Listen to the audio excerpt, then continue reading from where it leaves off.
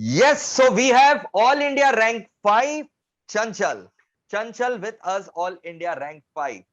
Chanchal Navlani. Title थोड़ा सा pronounce करने में दिक्कत होता है, इसलिए I wanted to get it right. Pronounce it right ना, Chanchal Yes, sir. Navlani? Chanchal Navlani. Yes. So first of all, congratulations for your All India Rank 5 in CS Thank you Executive, so much. जिसका result जो है अभी अभी ताजा ताजा निकला है। कैसा लग रहा है? Thank you so much. बहुत बहुत बधाई। सर बहुत बहुत बहुत अच्छा लग रहा है। इतना एक्सपेक्टेड नहीं था कि रैंक वगैरह आएगा, बट जब मार्क्स देखे तो ऐसा लग रहा था कि रैंक आने की पॉसिबिलिटी है। तो जब इंस्टीट्यूट के साइट पे मेरिट लिस्ट वगैरह चेक किया, then I got to know कि ऑल इंडिया रैंक 5 है। Amazing amazing, that's great, superb. और थैंक यू। आप अपने बारे में पहले बताइए, आप किस शहर को बिलोंग करती है? हमारे यहाँ पर आपने क्या ट्यूशंस, क्या क्लासेस वगैरह लगाई, अपने बारे में बताइए। सर मैं अहमदनगर महाराष्ट्र से बिलोंग करती हूँ। फाउंडेशन के क्लासेस मैंने यहाँ पे अहमदनगर में किए थे। देन एग्जीक्यूटिव के टाइम पे किसी एक फ्रेंड ने मुझे आपका रेफरेंस दिया था। उन्होंने आपके यहाँ से क्लासेस लिए थे। देन मैंने आपके यूट्यूब पे वीडियोस वगैरह देखे, जिससे मुझे लग रहा था कि काफी क्लियरिटी है कॉन्सेप्ट्स की। देन फिर जैसे जैसे देखे कुछ लेक्चर्स, तो आपके मतलब जो सिखाने का तरीका था वो बहुत अच्छा लगा। तो मैंने सोचा कि आपकी क्लासेस लेना बेस्ट होगा, बिकॉज नगर में एज सच इतनी कोई अच्छी फैकल्टी नहीं थी, मतलब जिस हिसाब से आपकी कॉन्सेप्ट्स क्लियरिटी वगैरह थी। तो आई थॉट कि यहाँ से क्लासेस लेना बेस्ट होगा। तो तो पहले मतलब एक दो आपने जगह, सारे लॉ के पेपर मेरे से पढ़े, हाँ, सारे लॉ के पेपर्स और आपसे डिसीजन लिए। कैसा रहा फिर फाइनली? डिसीजन एक्चुअली चल रहा था एक दो क्लासेस देखने का घर पे ऑनलाइन। देन जब कंपेयर किया तो समझ आया कि आपकी क्लासेस काफी अच्छी कॉन्सेप्ट क्लियरिटी है। तो देन आई डिसाइडेड कि आपके यहाँ से क्लासेस लें। उसी और का अब जब रिजल्ट सर आज है कि इतने अच्छे क्लासेस लिए तो इतना देखो, अच्छा पढ़ाते तो हम रिजल्ट लोग है। सबको है, लेकिन रैंक होल्डर्स जो है वो गिने चुने ही आते हैं, तो वो तो अंटायर है। Credit goes to you, your parents, ठीक है। एंड नहीं बट सर, जैसा आपका टीचिंग है सिखाने का, आज तक तो इतनी बेस्ट टीचिंग तो कहीं हमने एक्सपीरियंस नहीं की थी। लाइक सी लॉ में जैसे आपकी कॉन्सेप्ट क्लियरिटी है, जो आपका यूएलआर का मेथड है, अंडरस्टैंड लर्न रिवाइज, सब बहुत अच्छा था। बेटा, कंसेप्ट क्लैरिटी सीएस में, लॉ में होना बहुत जरूरी है, क्योंकि इतने बहुत। सारे लॉ हैं। आपके एग्जीक्यूटिव में अभी 500 मार्क्स के लॉ हैं, ठीक है। 500, यस सर। प्रोफेशनल में जाकर के आप देखेंगे 900 मार्क्स, उसमें अगर एक टैक्स का पेपर आप हटा दो तो 800 नंबर का लॉ ही है। तो आप कितना कुछ मेमोराइज करेंगे? मेमोराइज करना कुछ पॉसिबल ही नहीं है, संभव ही नहीं है। इट्स वो कैसे था सर? आपके जब लेक्चर्स देखते थे ना, तो कितने टाइम बाद भी रिवाइज करो तो वो वर्ड्स, देन वो एग्जांपल्स वगैरह सब याद रहते थे। एंड इन केस कुछ मैराथन्स वगैरह अटेंड किए तो वो और सब जल्दी से रिकॉल होके जल्दी से लर्न होने में काफी हेल्प करता था। बिल्कुल। और इसलिए मैराथन, बूस्टर रिविजन्स वगैरह सब जो है ना, मैं लगातार लेते रहता हूँ। अच्छा, हाँ अपने वो। जर्नी के बारे में बताओ। एग्जीक्यूटिव तुमने कितने महीनों में प्रिपेयर किया? सर एक्चुअली मेरा फाउंडेशन जो है वो 2018 दिसंबर में कंप्लीट हुआ था। Yes, you took a gap, yes. Then I decided कि 2019 में एग्जीक्यूटिव के मैं दोनों मॉड्यूल्स दूंगी। तो मैंने करेक्ट। इसलिए घर पे लेक्चर्स लिए थे ऑनलाइन। बट वो मतलब प्रॉपर टाइम मैनेजमेंट वगैरह नहीं हुआ, बिकॉज वो फर्स्ट टाइम था घर पे लेना, एंड देन सब सारी चीजें खुद से मैनेज करना कि कब कौन सा लेक्चर देखना, कैसे प्रिपेयर करना, करेक्ट। वो इतना हो नहीं पाया उस टाइम पे। तो फिर मैंने सोचा कि दिसंबर ना देके दोनों मॉड्यूल्स ही, पहले से मेरा था कि मुझे दोनों ही देने, मतलब ऐसा नहीं था कि पहले फर्स्ट देके देन सेकंड। जैसे मेरा फाउंडेशन में भी रैंक 9 था, तो मैंने सोचा था कि देने तो दोनों एक साथ ही देने और रैंक के लिए ही एम करना है। तो इसलिए फिर दिसंबर में मैंने सोचा कि एक मॉड्यूल देना इतना सही नहीं होगा, तो फिर फ्रूटफुल नहीं मैंने, रहेगा। दोनों हाँ मॉड्यूल ही हमेशा देना चाहिए। और अब प्रोफेशनल में हाँ तुम जा और रहे हो, प्रोफेशनल में हम्म तुमको तीनों मॉड्यूल देना है, गलती तीनों से भी एक एक मॉड्यूल्स मॉड्यूल नहीं देना है, नहीं। गलती से भी। और वो कैसे बेनिफिट भी हो जाता है कि प्रैक्टिकल सब्जेक्ट्स में अच्छा स्कोर आए तो फिर marks and all cover up होने में। तो वो पॉइंट यस। ध्यान में रखते मैंने सोचा कि फिर नेक्स्ट जून में दे देंगे। बट हेल्थ इश्यूज काफी होने की वजह से एक दो बार मुझे स्किप करना पड़ा, एंड देन जब इस और बार फिर कोरोना काल आ गया था, कोरोना इंस्टीट्यूट के ने भी टाइम एक पे टर्म तो में वैसे एग्जाम भी नहीं लिया बहुत, था, हाँ दूसरे टर्म में एकदम ऑप्ट आउट दे दिया था। देखा जाए तो फिर तुम्हारे फाउंडेशन के बाद यही एक प्रॉपर टर्म हुआ है जिसमें कोई ऑप्ट आउट वगैरह हम्म। नहीं था। तो देन वो सर एक्चुअली मुझे भी काफी लग रहा था कि इतने टाइम से पेपर्स दिए नहीं है, बट जब तक पूरा प्रिपरेशन नहीं हो रहा था एग्जाम में बैठना एंड फिर बाद में क्या फायदा रिग्रेट नहीं। करना कि यार वो टाइम पे दे देते एंड देन क्लियर हो जाता या नहीं होता। तो इसलिए फिर आई थॉट कि जब पूरा प्रिपरेशन होगा उसी के टाइम फिर मैं एग्जाम्स दूंगी, जब मुझे ऐसे कॉन्फिडेंस होगा कि मैं अब एग्जाम क्लियर कर सकती हूँ। बहुत बढ़िया डिसीजन था। और मैं यहाँ पर सबको यही बोलना चाहूंगा कि जब तक बड़ा एम नहीं करोगे तो बड़ा हासिल भी नहीं होगा। You have to aim big to achieve big, yes, right? अगर रैंक का सोचेंगे तो कम से कम पास तो भी, एग्जैक्टली एग्जैक्टली। और अगर फिर क्या है ना, पास का अपना सोचेंगे तो सिस्टम, फिर रिचुअल्स, ठीक है ना, उसी तरीके से मूवमेंट होता है सिस्टम का, रिचुअल का, माइंड का, है ना चंचल? जैसे अगर मैं सोच रहा हूँ कि मेरे को रैंक के लिए पढ़ाई करना है, तो मैं अगर कभी अपना टाइम खोटी भी करूंगा, टाइम बर्बाद भी करूंगा ना, तो मुझे खुद गिल्टी होगा, यार मैंने तो टारगेट किया है रैंक, तो मेरे को क्या ये शोभा देता है, डज इट सूट मी? तो वो अंदर से आवाज आएगा। लेकिन अगर मैं सोचूंगा मेरे को तो खाली पास ही होना है, तो आई कैन अफोर्ड मस्ती इतना, ठीक है, वेस्टेज ऑफ टाइम इतना, तब फिर पता चलेगा वो पासिंग नंबर भी नहीं आए।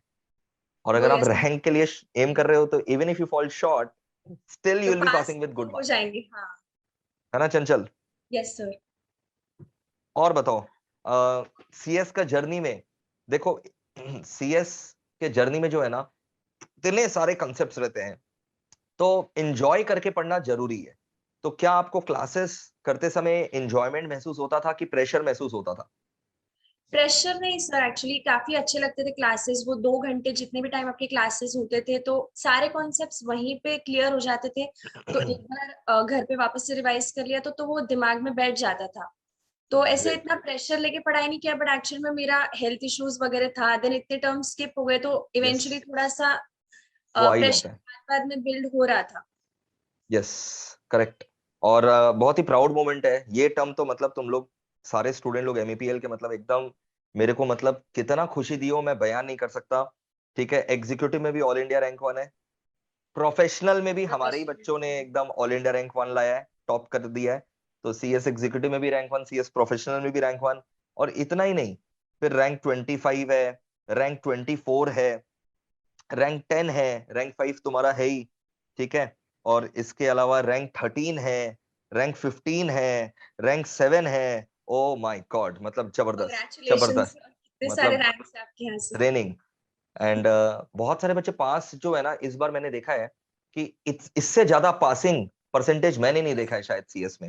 ठीक है, हो सकता है हमारे यहाँ से हुआ हो, बट जितने मैसेजेस मेरे को पास के आए हैं, मतलब वो अल्टीमेट है, अल्टीमेट।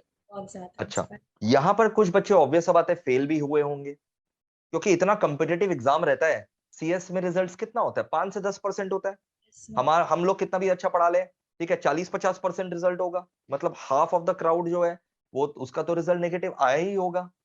तो उनको यहाँ पर क्या करना चाहिए चंचल? कुछ सजेशन दो। सर हमें तो खैर उसका एक्सपीरियंस नहीं है तो इतना तो बता नहीं पाएंगे कि क्या करना चाहिए, बट तुमने फिर भी क्या किया हार्ड वो करेंगे, बताओ। सर हार्ड वर्क ही एक की है यस, सीएस के कोई एग्जाम्स में। शॉर्टकट नहीं चलेगा। शॉर्टकट्स तो सर नहीं, एंड प्रैक्टिकल सब्जेक्ट्स वगैरह, अब जैसे एमसीक्यू का स्कोप है काफी, तो तो अच्छे मार्क्स बूस्ट हो प्रैक्टिकल जाता है। सब्जेक्ट्स। हाँ, तो फिर अच्छे मेरे तो देखने गए तो फिर काफी अच्छे स्कोर एमसीक्यूज में आया है। तो वहां करेक्ट। पे जिनका एमसीक्यू स्ट्रांग है तो फिर वहां पे वो प्रैक्टिस वगैरह करके उनका स्कोर वहां पे कवर अप हो सकता है। इफ इन केस राइटिंग में अ, कुछ मार्क्स कम उनके शॉर्टफॉल हो जाता है अगर राइटिंग में, तो फिर एमसीक्यूज काफी अच्छा स्कोर है। देन सर वही प्रैक्टिस वगैरह करना, राइटिंग प्रैक्टिस, देन उसके बाद पेपर्स देखना, बिकॉज पेपर्स जितना मैंने रियलाइज किया पेपर्स देखना बहुत इंपॉर्टेंट है। वो वैसे हर टर्म में हम बोलते ही हैं कि पेपर्स वगैरह देखने चाहिए, बट हमारे टाइम पे तो खैर समझ में आया कि पेपर्स देखना कितना ज्यादा इंपॉर्टेंट है। बिकॉज वो जैसा हम पढ़ के जाते हैं और जैसे एग्जाम्स में आता है, कभी कभी एग्जाम का वो माहौल ऐसे होता है कि कोई चीज आते हुए भी ऐसे लगता है कि शायद हमने नहीं पढ़ी है। तो अगर वो पास्ट पेपर्स हमने एक बार रिव्यू किए तो वो बहुत काफी जरूरी बेनिफिट। है। और वो कैसे कुछ कुछ क्वेश्चंस रिपीट होने के भी चांसेस हाँ, होते हैं। बिना पास पेपर्स रिव्यू किए, कम से कम 3 टर्म का पास पेपर रिव्यू किया, आपको एग्जाम में बैठना ही नहीं चाहिए। मैं तो यहाँ तक और बोलूंगा। इस और वैसे भी इंस्टीट्यूट ने इतने सजेस्टेड आंसर्स वगैरह इन पास्ट 5 पेपर्स दिए तो फिर उससे तो काफी हेल्प हो जाती है। बिल्कुल बिल्कुल करना चाहिए, 100%, totally I agree. And it's a cliche question, but I have to ask you because all the students want to know, कितना घंटा पढ़ना चाहिए during tuition time and during जब सिलेबस कंप्लीट हो जाता है, 2 महीना का रिवीजन टाइम रहता है उस समय? सर क्लासेस के दौरान तो डेली का डेली रिवीजन हो सके उतना पढ़ना चाहिए, एंड देन बाकी 10 to 12 आवर्स तो वैसे भी हो ही जाती है पढ़ाई, जब हम सेल्फ करते एक बार रिवीजन वगैरह, एंड देन Yes. एग्जाम्स के टाइम पे अल्टीमेटली वो ज्यादा आवर्स हो ही जाते, लाइक 14 आवर्स तो लगभग होते होंगे, वो कभी Correct. कभी होते होंगे बट होते प्रोडक्टिव आवर्स मैटर करता है, टू बी वेरी ऑनेस्ट, होते है हैं ना? सर। एंड वैसे भी फिर ऐसा लगता है कि टाइम पास करने से अच्छा अगर वो टाइम हम कोई कॉन्सेप्ट रिवाइज करें या फिर कोई आपका वीडियो देख ले, तो फिर उससे कैसे टाइम वेस्ट भी ना होगा एंड देन बोर भी ना होगा, बिकॉज वीडियोस वगैरह देखने में ऑलरेडी खुद रिवीजन हो जाता है, तो फिर वही बिल्कुल सही ठीक। जवाब। कोई रूटीन बनाते थे, कोई टारगेट सेट करते थे? टारगेट्स तो सर सेट करते थे, अब मेरा तो काफी टाइम से चल रहा था तो मैंने तो काफी बार टारगेट सेट किए, बट इतना होता नहीं है टू बी ट्रू अचीव करना, बट फिर भी जितना होता है देन नेक्स्ट टाइम ऐसे ट्राई किया जाता है कि उस मतलब कम से कम लास्ट टाइम 70% हमने अचीव किया है, तो फिर 75% वगैरह अचीव बिल्कुल करें। सही। क्योंकि तुम्हारा रैंक आया तो तुमने दोनों मॉड्यूल साथ में दिया। हम्म, अब जो दोनों मॉड्यूल साथ में देते हैं उनको क्रिसमस के अलावा और कोई छुट्टी नहीं मिलता। वो बैक तो टू है। बैक एग्जाम रहता है, बैक टू बैक एग्जाम, तो उस संडे समय को कैसे तो मैनेज किया? एग्जाम रहता है तो सिर्फ एक ही छुट्टी थी, संडे को भी हमें था कि यस। एक तो उस समय इंस्टीट्यूट कैसे मैनेज किया back to back exams? Back to back exams में सर एक्चुअल में देखने का तो मेरी हेल्थ तो बहुत खराब थी, तो फिर मैंने तो जितना टाइम मुझसे हो सका मैंने उतना टाइम किया। अब मेरा एक्चुअल में ऐसे था सर कि प्रॉपर प्लानिंग के हिसाब से मतलब रिविजन्स पहले कंप्लीट करके 1 डे बिफोर एग्जाम्स की ऑलरेडी मैं एक बार प्रैक्टिस कर लूँ खुद से, लाइक 10-15 डेज पहले जैसे एग्जाम्स का रूटीन होता है वैसे ही मैं प्रैक्टिस कर लूँ, बट वो मुझसे कुछ हो नहीं पाया, तो जैसे जैसे रिविजन्स वगैरह चल रही थी देन 1 डे बिफोर एग्जाम्स जो जो कॉन्सेप्ट्स थे इम्पोर्टेंट लग रहे थे तो फिर वो मैंने एक बार रिवाइज कर लिए थे। बहुत बढ़िया। एंड इज इट पॉसिबल कि एग्जाम के एक दिन पहले पूरा रिवीजन कर सके सिलेबस का? पूरा रिविजन तो सर इतना तो पॉसिबल नहीं है। करेक्ट, जितना हो जाए बस रिवीजन इतना करके बस हो एग्जाम में जाता है, बैठो, क्योंकि पहले का पढ़ा हुआ जो है वो काम आएगा। मुझसे तो जितना हुआ मैंने उतना किया एंड देन उस हिसाब से रिजल्ट सर। बहुत बढ़िया, ऑसम।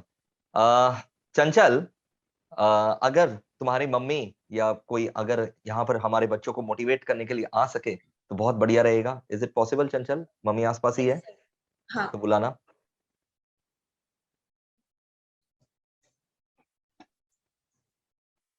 नमस्ते भाभी जी, बहुत बहुत बधाई हो आपको। पहले तो थैंक यू। प्रणाम, आशीर्वाद दीजिए। Thank you. एंड बहुत बहुत बधाई हो आपको कि आपकी बेटी जो है वो ऑल इंडिया रैंक 5 आई है।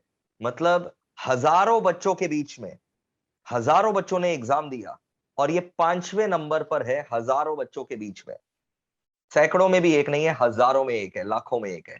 तो उसके लिए आपको और आपके पूरे परिवार को congratulation. Thank you.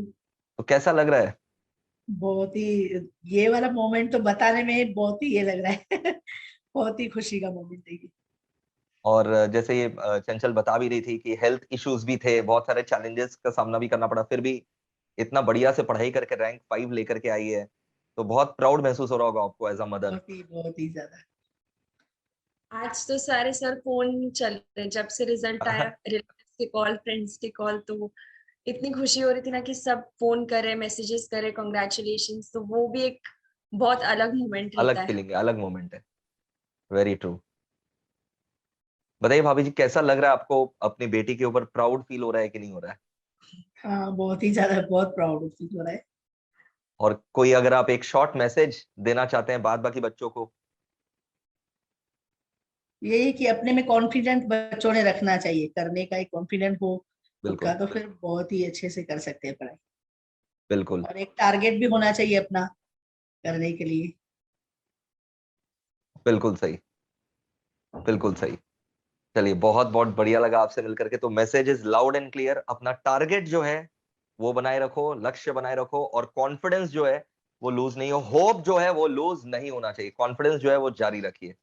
Thank you so much, thank you and once again congratulation, thank you. और हाँ, जाते जाते चंचल, तुम्हारे लिए एक तोहफा है कि जो भी बच्चे एग्जीक्यूटिव में रैंक लेकर के आते हैं, एग्जीक्यूटिव लेवल पर जो भी बच्चे रैंक लेकर के आते हैं, हमारे यहां से उनको प्रोफेशनल में 50% का स्कॉलरशिप मिलता है हमारी तरफ से। 50% स्कॉलरशिप, वो डिस्काउंट के ऊपर है। 50% का स्कॉलरशिप मतलब जो रेगुलर डिस्काउंट चलता है उसके अलावा जो फाइनल फीस आता है उसमें भी 50% का जो है वो कट हो थैंक जाएगा और स्कॉलरशिप रहेगा। चलो, see you in professional. Thank you, you bye so bye, much. Thank God you. Bless you.